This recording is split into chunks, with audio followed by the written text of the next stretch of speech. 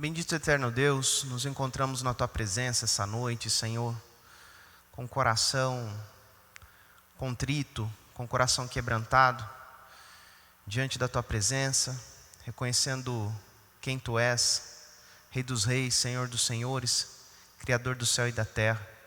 E nós, criaturas de Tuas mãos, reconhecendo, ó Pai, nossa limitação, reconhecendo o nosso pecado, confessamos diante do Senhor as nossas falhas. Confessamos diante do Senhor as nossas, ó Pai, angústias. Pai, venha trazer ao nosso coração, Deus, a purificação do sangue de Cristo. Que as Tuas palavras façam sentido. Que nós tenhamos, Deus, a Tua palavra como o nosso maior presente. Como, Senhor Deus, o dom maravilhoso que o Senhor nos deu para direcionar nossa caminhada, para nos dar ânimo e esperança. Ó Deus, gere em nós no nosso coração uma alegria de poder glorificar o Teu santo nome através de nossa obediência ao Teu chamado, Deus. Abençoe cada família, abençoe cada servo, cada serva do Senhor que se reúne conosco nessa noite para exaltar e glorificar o Teu santo nome. Nos dê a paz, nos dê a graça da Tua presença. Em nome de Jesus, amém.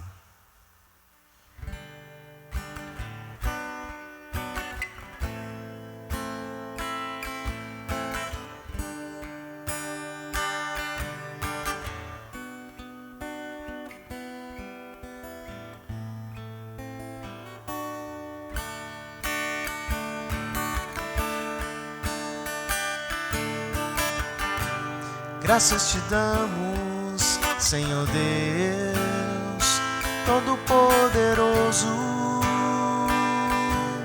que eras, que és.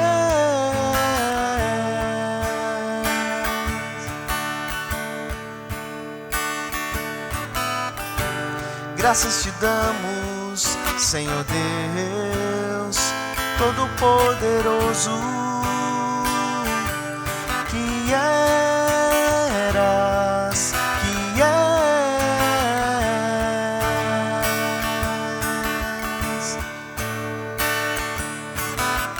Pois tomaste o Teu grande poder e desceste pra reinar. O reino do mundo se tornou do Senhor, do Seu Cristo, e Ele reinará pelos séculos dos séculos. Ele é o Senhor, pelos séculos dos séculos. Ele reinará pelos séculos dos séculos. Ele é o Senhor, pelos séculos dos séculos. Ele reinará.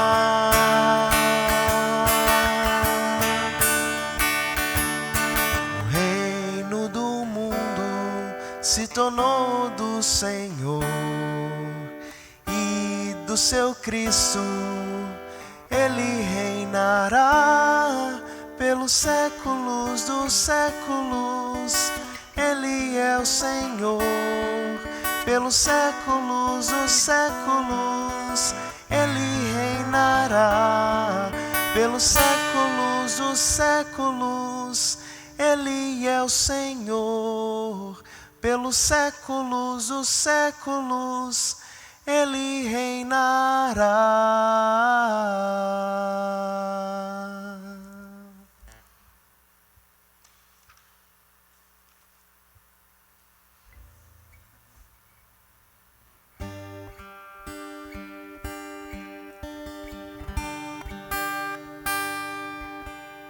Cada estrada em que andei, eu pensei daria certo. Toda a terra em que habitei terminou em um deserto.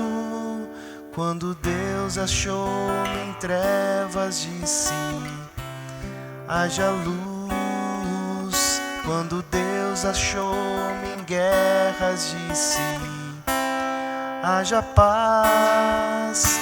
Quando Deus achou-me em negras nuvens de tribulação, fez nascer um arco-íris no meu coração. Toda vez que eu tive sede, Ele deu-me de beber água viva, deu-me de beber água viva, deu-me de beber água viva, deu-me de beber.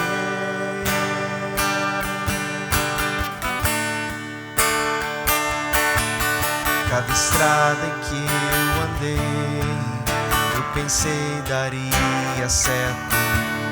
Toda a terra em que habitei terminou em um deserto. Quando Deus me achou em trevas de si, haja luz.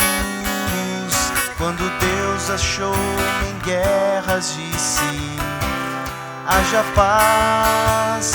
Quando Deus achou-me em negras nuvens de tribulação, fez nascer um arco-íris no céu do meu coração.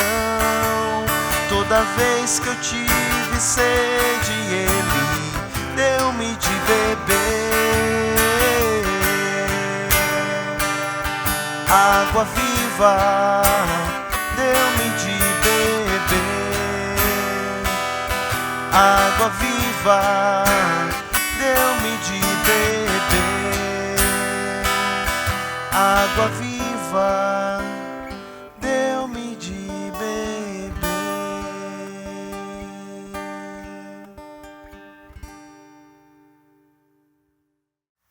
Boa noite, irmãos, paz do Senhor. Aqui é o pastor Fernando, direto da Igreja Presbiteriana de Taquaritinga. É um prazer enorme poder estar adentrando a sua casa, onde quer que você esteja, com o intuito maravilhoso de poder lhe trazer a reflexão da palavra de Deus. Nós temos orientado a nossa leitura toda quinta-feira, nossa leitura bíblica, no livro ou na carta de 1 Pedro. Lemos e estudamos a primeira carta. Hoje nós nos encontramos na segunda carta de Pedro, no capítulo 1. Se você quiser abrir lá, sem mais delongas, vamos estudar a palavra de Deus essa noite. 2 Pedro, capítulo de número 1. O versículo 1 nos diz: Simão Pedro, servo e apóstolo de Jesus Cristo, aos que conosco obtiveram fé igualmente preciosa na justiça do nosso Deus e Salvador Jesus Cristo.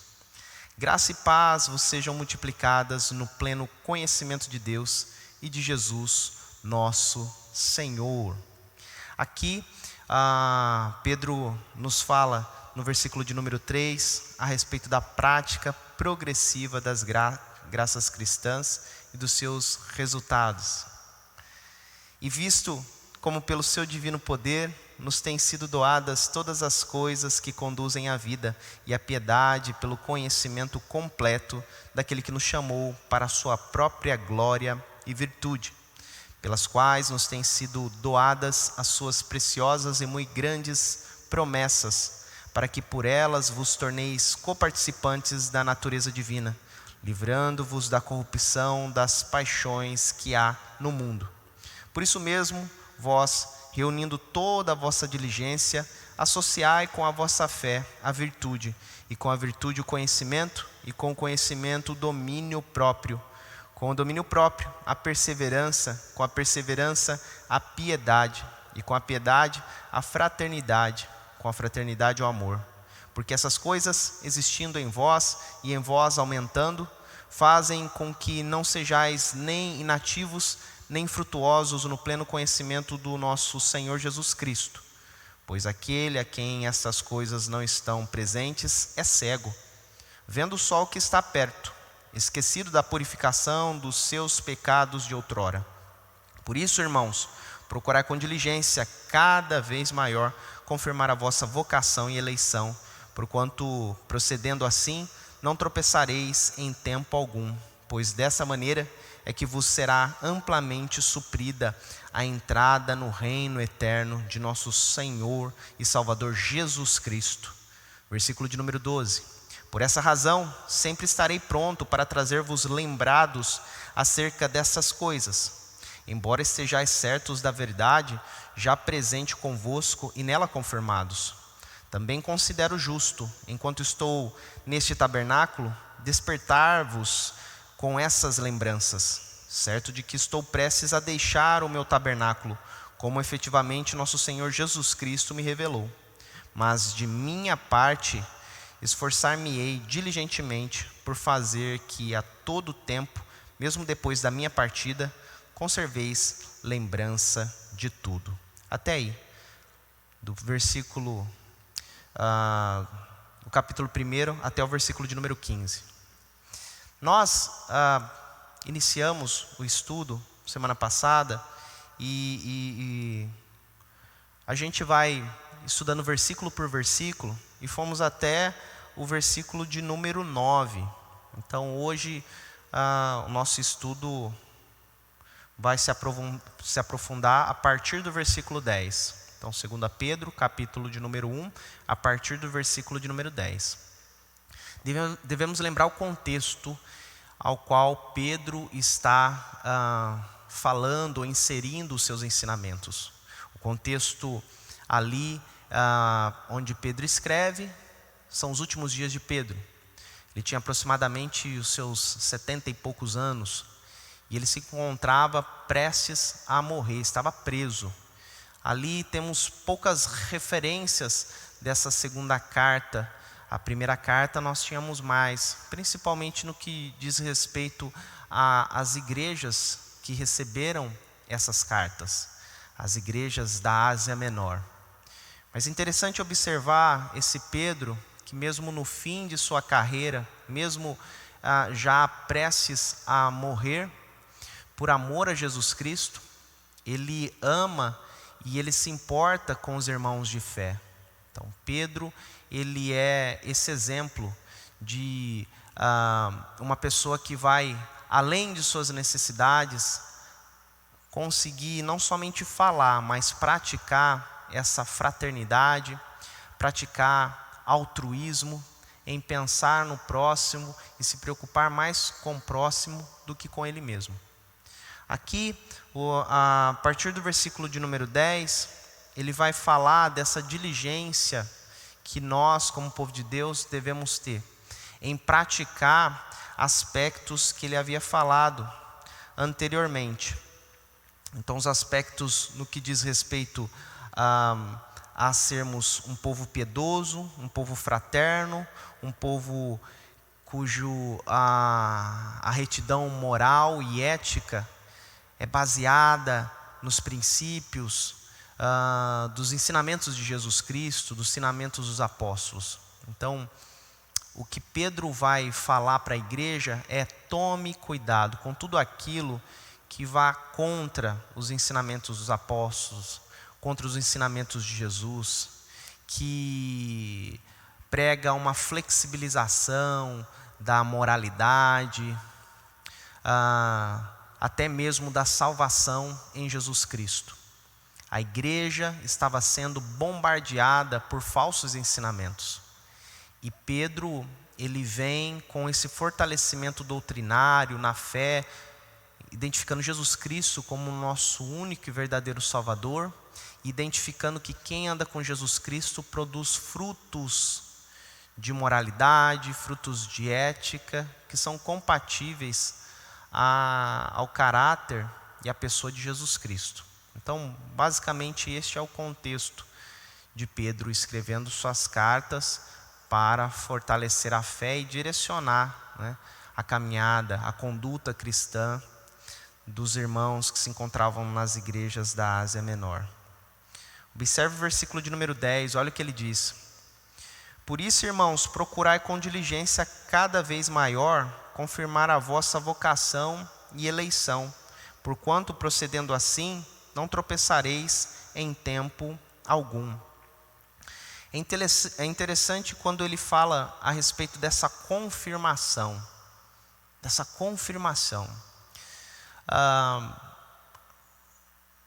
Eu li um artigo ontem que tinha o seguinte título: Raíssa Leal faz história no skate aos 13 anos, fadinha é prata nas Olimpíadas. Do dia para a noite, grande parte dos brasileiros, eles se tornaram fãs de skate.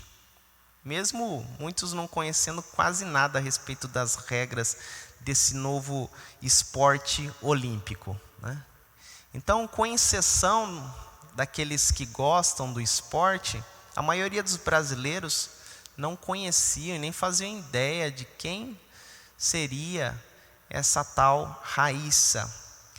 Apesar dela já ter ganho o campeonato brasileiro aos 11 anos de idade e também ter sido vice-campeã mundial em 2019. Então nós não conhecíamos ela. Por quê? Porque a maioria dos brasileiros compreendem que nós vivemos e temos muitas promessas no esporte. Então as promessas, elas, enquanto não se cumprem, elas ficam, soltas por aí. Mas a partir do momento que a Raíssa ela entra para a história e ela vence uma Olimpíada, ela deixa de ser promessa para ser um fato concreto. E nessa atitude de Raíssa, nessa consolidação da carreira de Raíssa, eu fiquei pensando, que muitos brasileiros, ou muitos crentes, eles têm uma vida de uma promessa extremamente valiosa, de uma vida piedosa, de uma vida de um compromisso com Deus.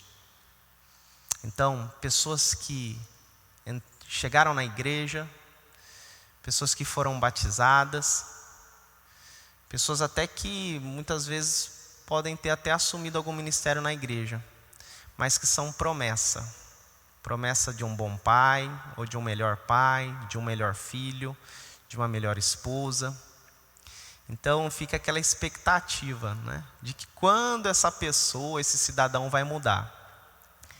E aí fica uma promessa, todo ano, a pessoa se mantém na igreja e todo ano ela diz assim: "Ô, pastor, agora esse ano vai, hein? Agora esse ano as coisas vão melhorar." E vai passando o ano, e nada se concretiza de fato, apesar de já ter uma longa caminhada cristã. Então o que Pedro nos fala, o que Pedro nos orienta, é que nós devemos completar essa obra no sentido de consolidá-la. Pedro ele vai nos dar uma dica. Ele vai dizer: busque viver uma vida virtuosa, com conhecimento, domínio próprio, seja perseverante, seja piedoso, seja amoroso. Pedro vai dizer: se qualifique espiritualmente, para que você possa gerar os frutos do Espírito Santo, para que você possa gerar as boas obras, para que você deixe de ser simplesmente uma promessa, para se tornar uma pessoa melhor em Cristo Jesus, para você se tornar um crente genuíno e deixar de ser simples palavras vazias, jogadas ao vento, para ser um crente de fato, como deveria ser. Então, a Raíssa, fadinha, skatista, Hoje ela só tem um lugar no coração dos brasileiros, graças à sua consolidação profissional. Porque senão ela seria apenas mais uma promessa. Que Deus nos ajude a entendermos as palavras de Jesus. Lá em Lucas capítulo 4, versículo 43, Lucas capítulo 6, Lucas 6, versículo 43. Lucas 6, versículo 43, que nos diz: não há árvore boa que dê mau fruto, nem tampouco árvore má que dê bom fruto, porquanto cada árvore é conhecida pelo seu próprio fruto. Então, o que Jesus nos fala e que Pedro destaca aqui, olha que maravilhoso, quando ele diz no versículo de número 10: por isso, irmãos, procurai com diligência, cada vez maior, confirmar a vossa vocação e eleição. Então o que Pedro está dizendo para a gente é confirme, né? Confirme com suas atitudes a sua eleição. Não seja uma promessa de alguém que vai se tornar um cristão maduro um dia, mas se torne pelo poder de Deus. Confirme a vossa vocação e eleição, porquanto procedendo assim não tropeçareis em tempo algum. Então é essa atitude que nós devemos ter. Que o Senhor nos ajude a não simplesmente querermos uma mudança, verbalizarmos uma mudança, mas vivermos de fato esse domínio próprio, esse conhecimento da palavra de Deus, essa fraternidade, essa perseverança, que Pedro vai falando aqui, nos versículos de número 5, versículo de número 6, no versículo de número 7, o amor de Jesus. Mas para isso é necessário confirmar a nossa vocação e a nossa eleição. As pessoas vão olhar para a gente e vão dizer: está ali um servo de Deus, está ali uma serva do Senhor, uma confirmação. E nós confirmamos a nossa salvação através dos nossos atos. Lembrando sempre que diante do Senhor, a nossa salvação é graça. Deus nos ama graciosamente, deu seu Filho Jesus Cristo para que pudesse morrer por nós e nos dar salvação. Mas aos olhos humanos, a salvação é pelas obras. As pessoas vão ver nosso estilo de vida, vão ver a nossa atitude de fé, a nossa vida piedosa, de oração, de leitura bíblica, e aí eles vão confirmar: de fato, essa pessoa é uma pessoa eleita do Senhor, é um servo, uma serva do Senhor. Pedro continua nos orientando aqui.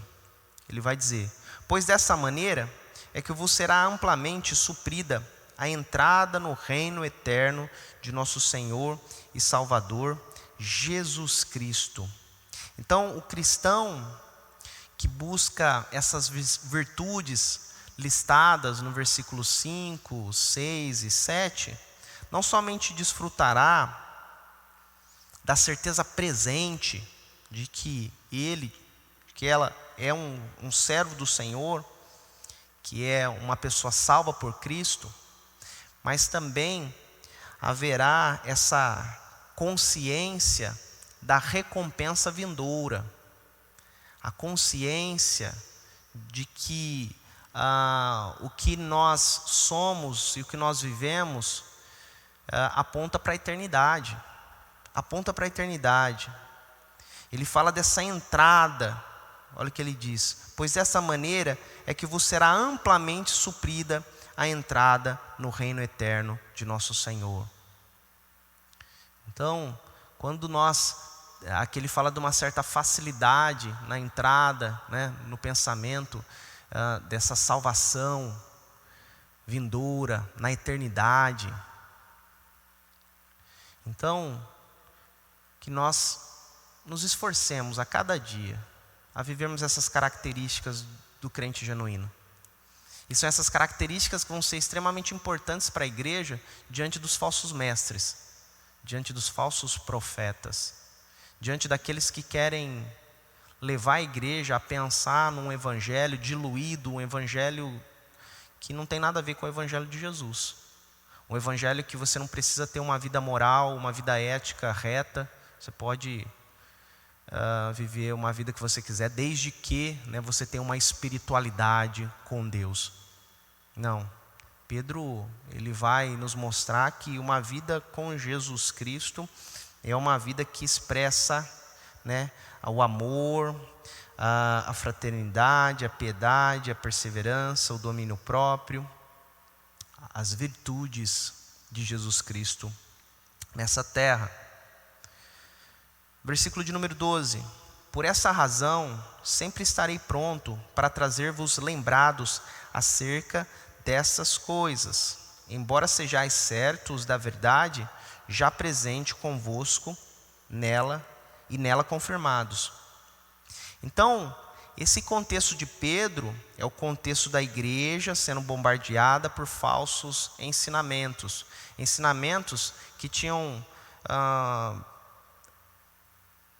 ideias, né, da filosofia grega, do misticismo oriental, com alguns princípios do cristianismo. Então batia-se tudo isso num liquidificador, filosofia, misticismo, tal. E aí dava para o povo beber. Então esse era o ensinamento dos falsos mestres. E esses falsos mestres, eles pregavam uma salvação que não necessariamente necessitava de Jesus Cristo. Para esses falsos mestres, o conhecimento, a sabedoria, a experiência esotérica seria suficiente para a salvação de suas vidas. Então Pedro vai dizer, sai fora, se distancie destes que têm essa fala, essa oratória, esse ensinamento. São falsos mestres. E aí Pedro, ele vai alertar sobre isso, falando a respeito da imoralidade sexual que esses homens pregavam, do fato deles negarem a Deus, de negarem as autoridades, de eles serem zombadores da segunda vinda de Cristo.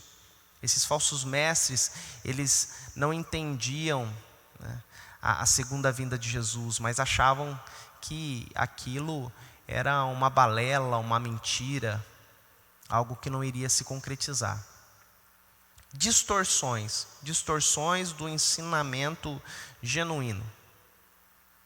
Então Pedro, ele alerta a igreja. Versículo de número 13: também considero justo, enquanto estou neste tabernáculo, despertar-vos com essas lembranças.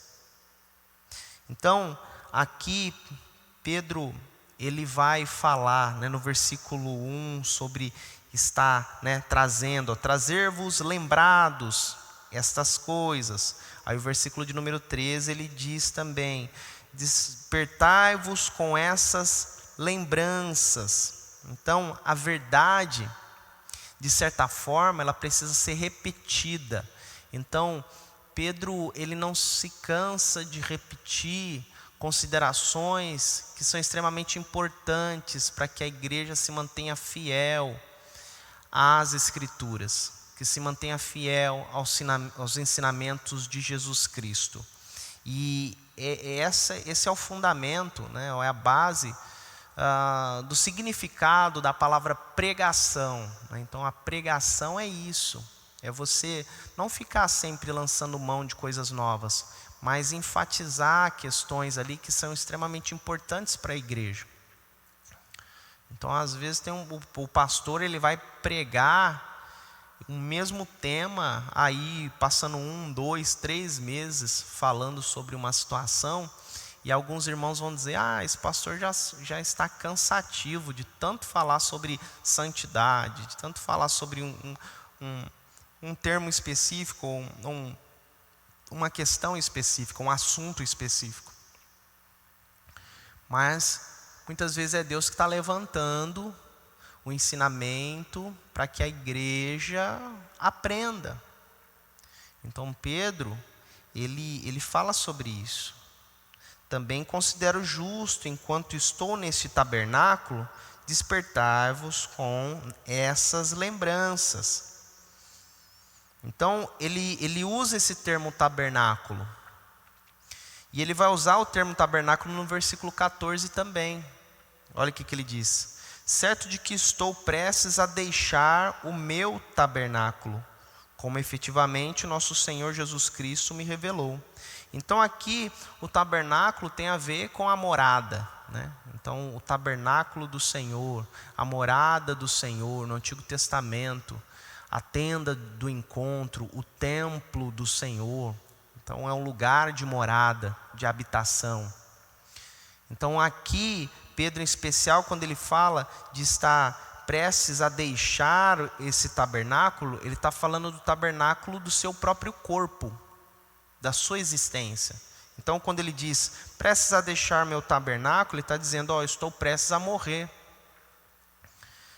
Então o versículo 13, o versículo 14 nos mostra que Pedro estava no fim de sua vida. Ele estava prestes a morrer. Ele iria morrer, né, pela ordem de Nero. Então ele fala sobre isso. Prestes a deixar o meu tabernáculo, como efetivamente o nosso Senhor Jesus Cristo me revelou.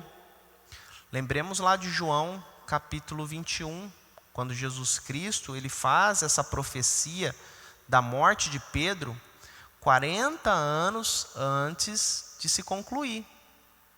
Então 40 anos depois de Jesus Cristo falar para Pedro, Pedro, você vai ter uma morte, a morte que me glorifica é aquela morte que as pessoas vão te levar para lugares que você não deseja ir. Então Pedro tinha consciência que estava chegando a sua hora. E é interessante que assim como Jesus, ele não fica apavorado, ele não fica desesperado. Muitas pessoas nesse período de pandemia ficaram desesperadas e estão até hoje. Estão fazendo um tratamento psicológico. Então, em vez de se empenhar em produzir frutos de honra, frutos que glorificam ao Senhor, são pessoas que gastam seu tempo, sua energia, somente com autopreservação. Não conseguem, estão apequenadas nesse contexto de pandemia. Então, Pedro nos fala dessa vida bem-sucedida que não tem medo da morte, porque viveu bem a vida que lhe restava. Uma vida valorosa. Versículo de número 15. Mas de minha parte, esforçar-me-ei diligentemente por fazer que a todo tempo, mesmo depois da minha partida, olha lá dizendo, mesmo depois da minha morte, conserveis lembrança de tudo. Então o que Pedro está deixando aqui para os seus é um legado. É um legado. Então eu estou indo embora, mas antes eu quero deixar, né, para vocês os ensinamentos que vão fortalecer a caminhada de cada um de vocês no trilho da fé, no trilho da consciência cristã, para que nenhum vento de doutrina, nenhuma heresia venha tirá-los de Jesus, do caminho de Jesus, do caminho de Cristo. Então, Pedro deixa como legado a sua carta, que irá fazer o povo lembrar dos preceitos da verdade. Mas de minha parte esforçar-me-ei diligentemente por fazer que a todo tempo, mesmo depois da minha partida, conserveis lembrança de tudo. Às vezes seu maior esforço é deixar uma casa para os seus filhos. Seu maior esforço é deixar um dinheirinho no banco para os seus filhos. Mas saiba de uma coisa: o legado que se vai mais, rápido é o legado material. Porque muitos filhos não têm a mesma disciplina de seus pais. E seus pais trabalharam o que os seus pais se esforçaram para ganhar a vida inteira. Os filhos gastam em poucos anos de vida. Então, que legado foi esse que o tempo levou? Agora, o que Pedro está dizendo é que o legado que ele deixaria, a carta que ele deixou, seria útil para a igreja naquele momento, e depois de tanto tempo, um povo dele, ou um pastor, estaria lendo em 2021 essa mesma carta para muitos irmãos de fé, fortalecendo a igreja com a sabedoria, com o conhecimento da verdade de Deus. Então, assim como a igreja naquele período era bombardeada por falsos profetas, falsas mensagens, falsos evangelhos, nós ainda hoje vivemos nessa situação. É por isso que a palavra de Deus ela é atual. É por isso que a palavra de Deus ela é digna de todo o nosso respeito, mas também de toda a nossa atenção, na consciência de que ela é palavra de Deus. A Bíblia é palavra de Deus. Ela é inerrante, ou seja, não há erros na Bíblia. Nós não precisamos atualizá-la, porque o Espírito Santo de Deus, quando proporcionou a Escritura, é o mesmo Espírito Santo de Deus que está, que era e que há de vir.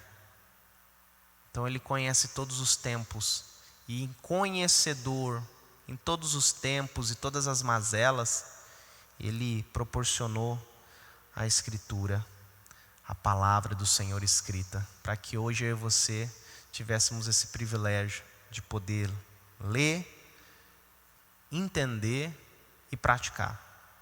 Ler, entender e praticar.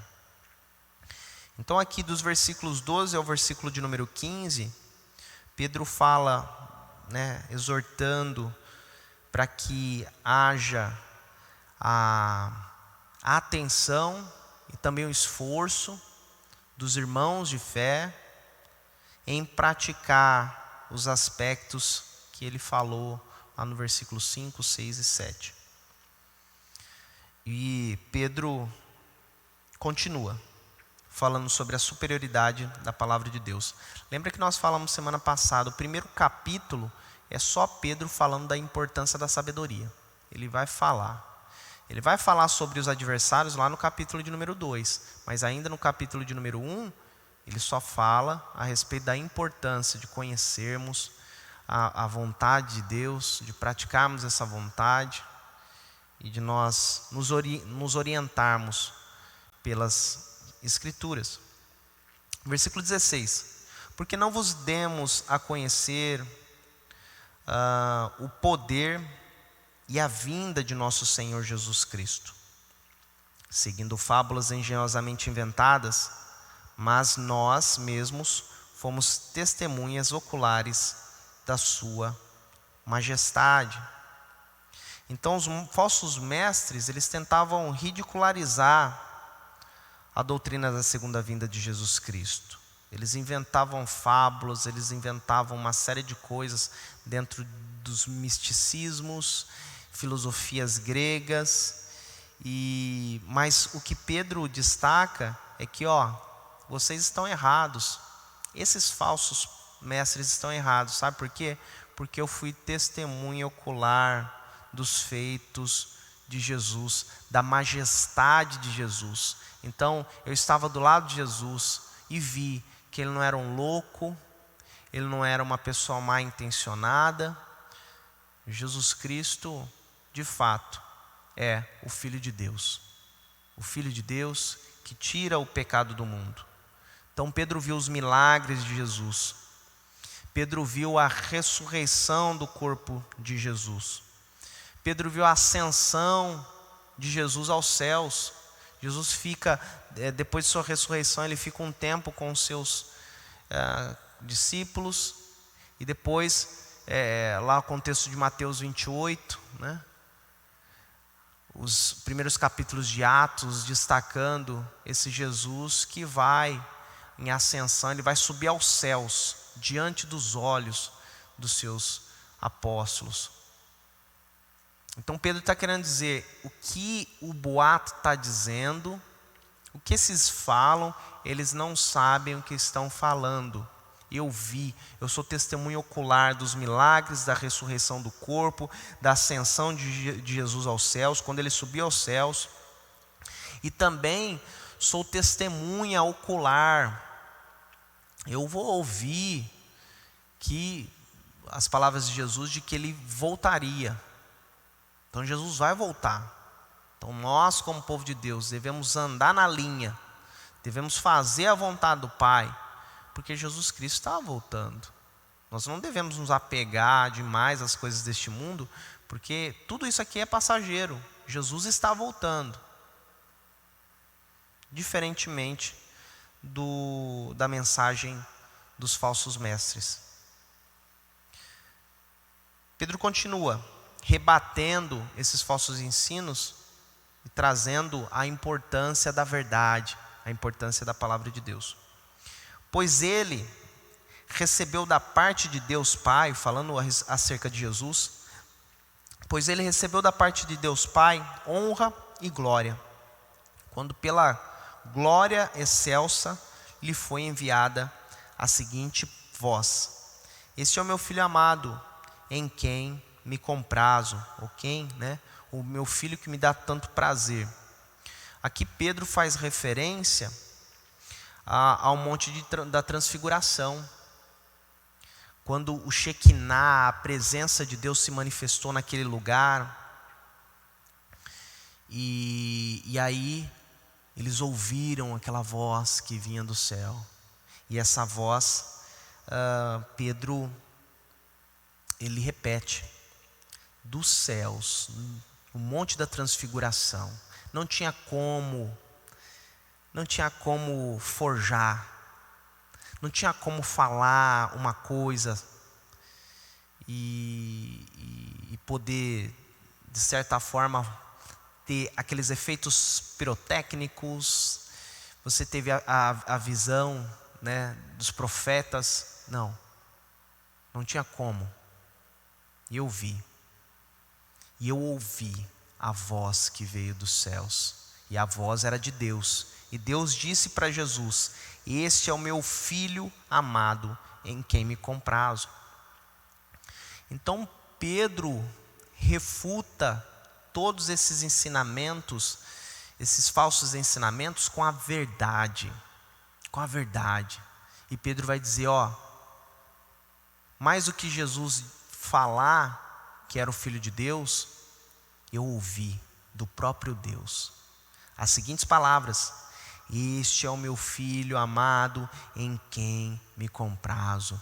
Esse é o meu filho amado, que me traz muita alegria, muita alegria.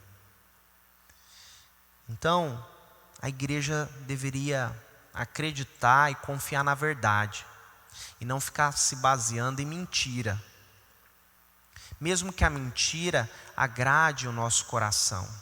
Nós devemos sempre buscar a verdade, e a verdade do Senhor está em sua palavra. Simples assim.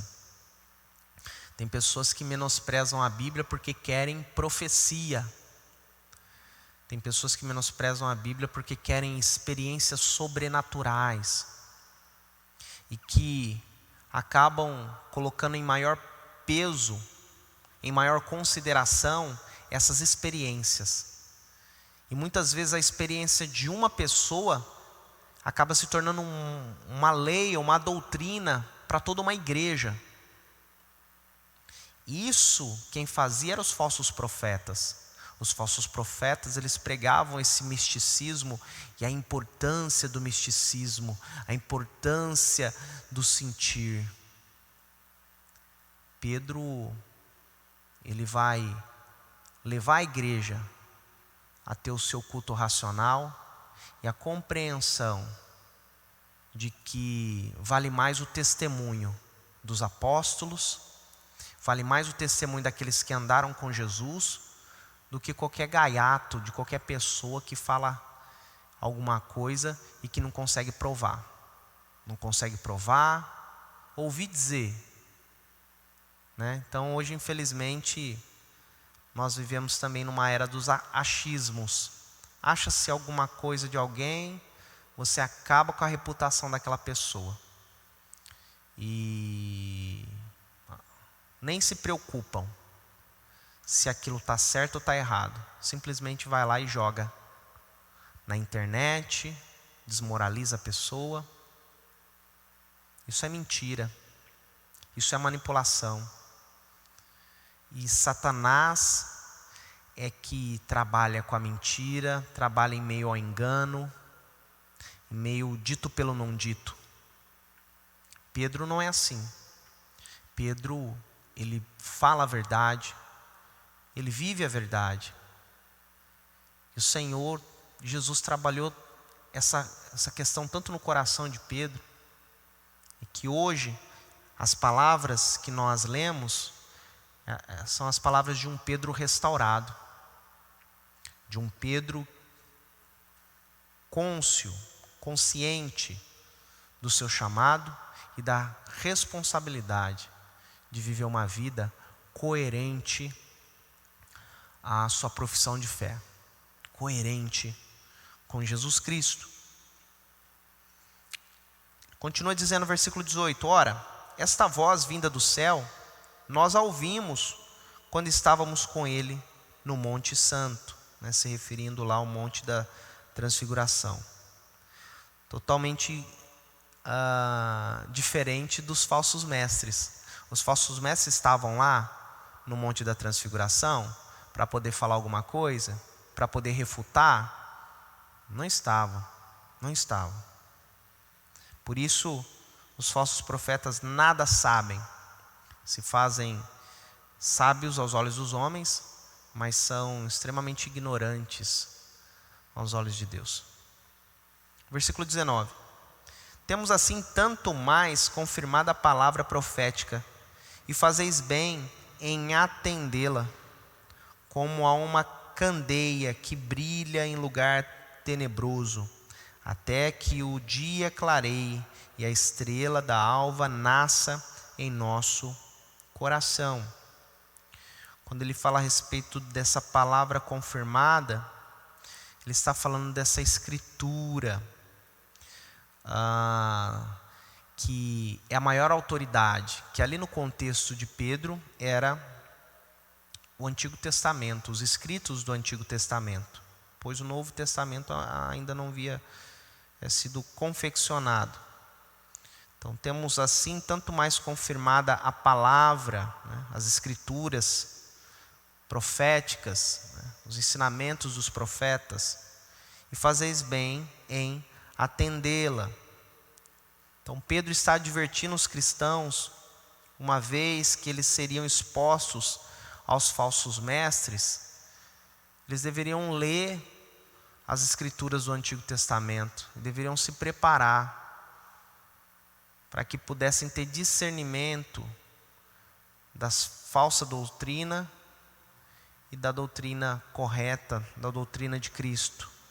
Então, prestar atenção cuidadosa na palavra de Deus é dever de todo cristão.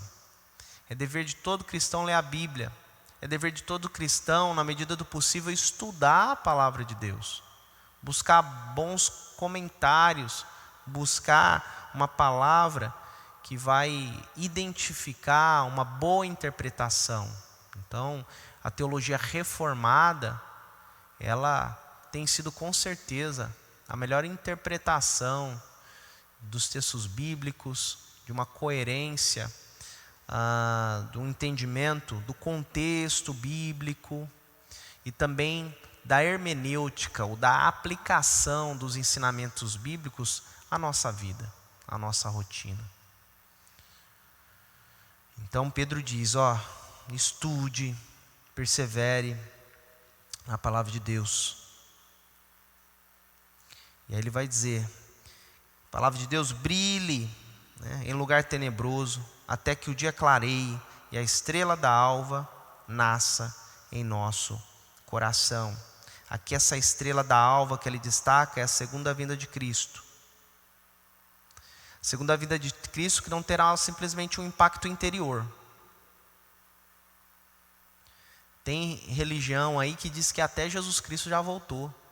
Só que ele voltou nos nossos corações e ninguém viu, né? Ele voltou no nosso coração e foi embora de novo. Não. O que Pedro nos fala e que a Bíblia, né, o Novo Testamento destaca quando fala a respeito da segunda vinda de Jesus Cristo, que será algo visível. Então não será simplesmente um impacto interior, mas será um impacto exterior e transformador sobre o mundo. Vai transformar o mundo, vai transformar as nações. A segunda vinda de Jesus Cristo vai ser algo retumbante, vai ser algo extremamente maravilhoso. E aí nesse acontecimento, quando ele fala, a estrela da alva nasce em nosso coração, a Bíblia vai ser inutilizada. Não haverá mais necessidade de Bíblia. Não haverá mais necessidade de procurar nas Escrituras. Não. Porque nós já estaremos habitando com Jesus Cristo. Estaremos habitando com Deus Pai Todo-Poderoso. A presença da Trindade, Deus Pai, Filho e Espírito Santo, será clara e evidente em nossas vidas. Então, não teremos mais necessidade de ferramentas que nos levem até o Senhor. Versículo de número 20. Sabendo primeiramente isto, que nenhuma profecia da Escritura provém de particular elucidação. Então quando ele fala ele destaca primeiramente, ele está falando a respeito de que somos chamados a conhecer as Escrituras como prioridade para a nossa vida. Conhecimento bíblico, prioridade da vida. Sabendo primeiramente isto, que nenhuma profecia da Escritura provém de particular elucidação. Ou seja, a Escritura foi revelada por Deus. Quando nós falamos de inspiração, é como que se o próprio Deus falasse aos ouvidos dos escritores, dos autores bíblicos ali, né, que escreveram as cartas, mas que o autor excelente de todo o conteúdo é o próprio Deus. Então o Espírito Santo soprou cada letra como deveria ser escrito para cada um dos apóstolos, dos discípulos, passando por todo o contexto, tanto do Novo como do Antigo Testamento. Então,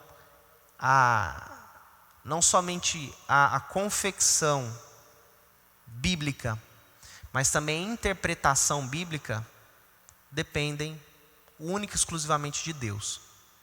Foi Deus que confeccionou através de homens as Escrituras, e hoje nós só temos um conhecimento da palavra de Deus através da interpretação que o Espírito Santo do Senhor gera em nosso coração. Então, você vai entregar isso para uma pessoa extremamente inteligente.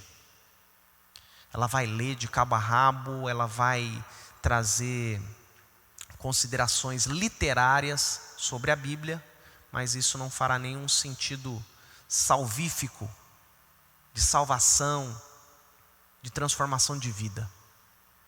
Será livro, páginas e letras, sem vida. Agora, quando o Espírito Santo de Deus habita no nosso coração e aviva cada letra, cada contexto. Isso é maravilhoso. A palavra de Deus, sobrenatural, atinge de maneira sobrenatural a nossa existência. E aí, frutos para a honra e glória do nosso Deus são gerados em nossas vidas. Então Pedro, ele tem consciência dessa realidade, é por isso que ele escreve. E aí ele termina aqui, né, o primeiro capítulo, dizendo: porque nunca jamais qualquer profecia foi dada por vontade humana. Entretanto, homens santos ou homens separados por Deus falaram da parte do Senhor, movidos pelo Espírito Santo. Então, nós podemos confiar na Bíblia? Sim, porque ela é uma unidade. Ela é uma unidade. Tanto o Antigo como o Novo Testamento é uma história, né, se desenvolvendo. Eu quero ficar só com o Novo. Eu não leio o Antigo Testamento não. Jesus veio e a gente não precisa ficar preso ao Antigo Testamento. Ora, se você pegar o Novo Testamento e tira o Antigo, o Novo Testamento fica meio sem sentido. Porque o Novo Testamento é cumprimento de uma promessa. A promessa do Messias. Antigo Testamento. Então, tanto o Antigo como o Novo Testamento são essa temática de Deus se relacionando com a humanidade. Então, Deus se relacionando com a humanidade. Antigo, Novo Testamento, essa mesma unidade de tema. Nós devemos confiar na palavra de Deus porque ela é inspirada por Deus, soprada por Deus no ouvido dos escritores bíblicos. E é uma palavra inerrante porque ela é fidedigna. Não há erro, não há contradição.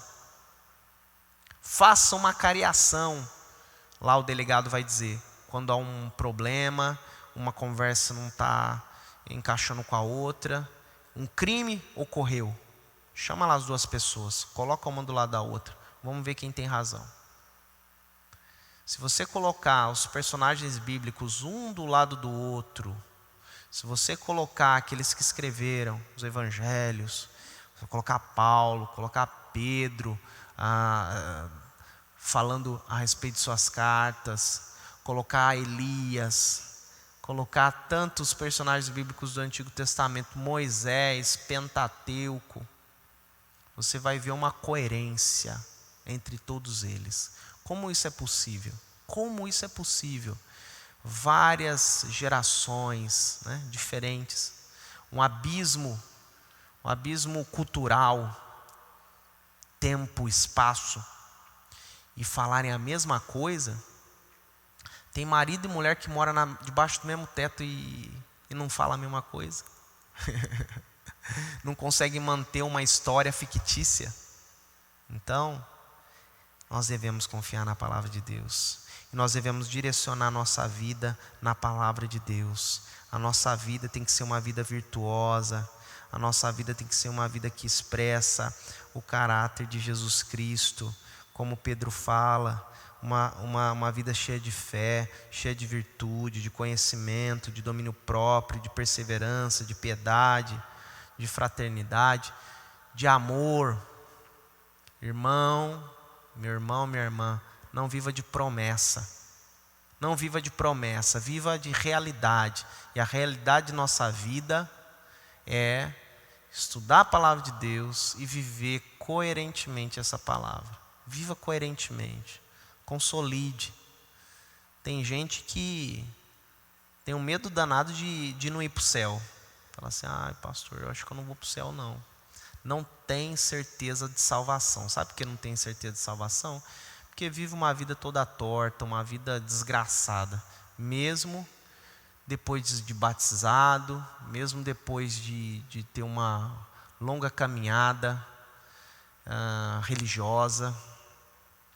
O que Deus te chama essa noite a viver uma vida que vai além das promessas, uma vida concreta diante do Senhor. Eu quero orar por você, quero orar para que Deus te dê graça, para que Deus te faça uma árvore que gere frutos, frutos que honrem ao Senhor, frutos que honrem a sua família, seu cônjuge, seus filhos, abençoe a sua igreja. Deus te deu dons para que você pudesse exercê-los na casa do Senhor, mas exercê-los em amor, em dignidade, honra a Deus, não por egoísmo, não por arrogância.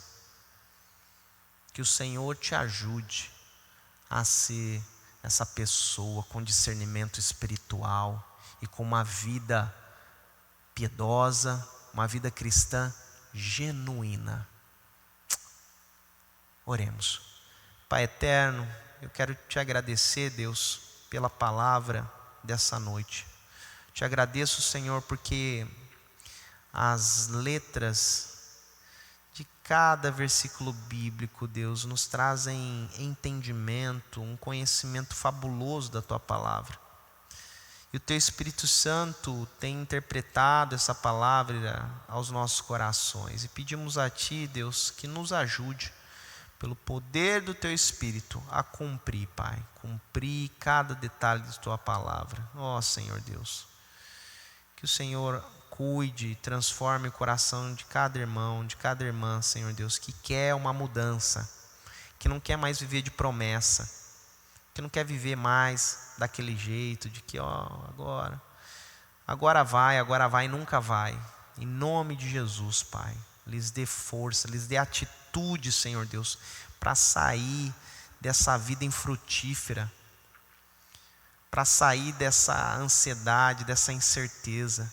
Somos salvos pelo sangue de Jesus Cristo, e essa salvação ela é aperfeiçoada em nossas vidas, Deus.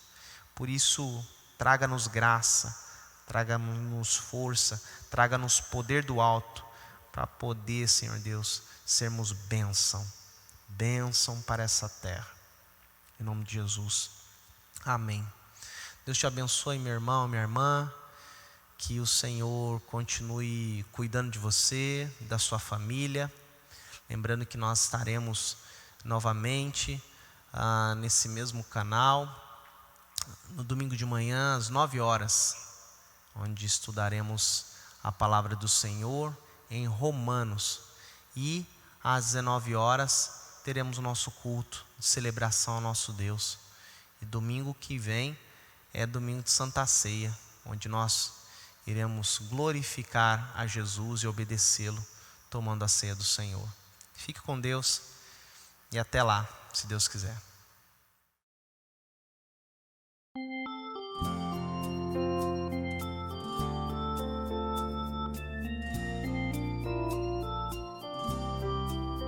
São as ruas da cidade